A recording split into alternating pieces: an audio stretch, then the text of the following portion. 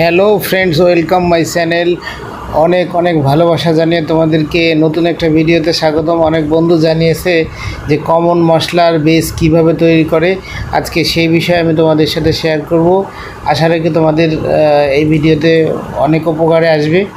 তো যাই হোক, কথা না বাড়িয়ে আজকে মশলার বেস কিভাবে তৈরি করব সেটা হচ্ছে কাঁচা পেঁয়াজ কুচি পরিমাণ মতো, আদা রসুন পেস্ট পরিমাণ মতো, লবণ, জিরার বাটা দিতে পারি।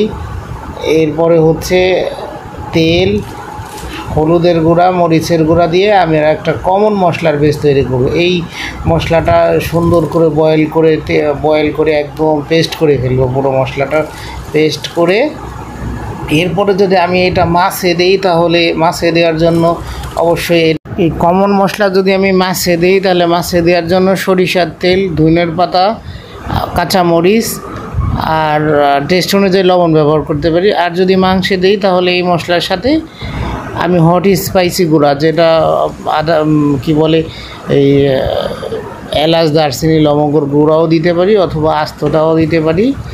এর সাথে মাংসের ক্ষেত্রে একটু ঘি ব্যবহার করতে পারি। দ্যাটস এই কমন মশলাটা দিয়ে আমি সব ধরনের রান্না করতে পারবো। তো এই ছিল আজকের ভিডিও। পরবর্তী কোনো এক ভিডিওতে তোমাদের সাথে দেখা হবে। আর যারা আমার চ্যানেলে নতুন, তারা অবশ্যই আমার চ্যানেলকে সাবস্ক্রাইব করো।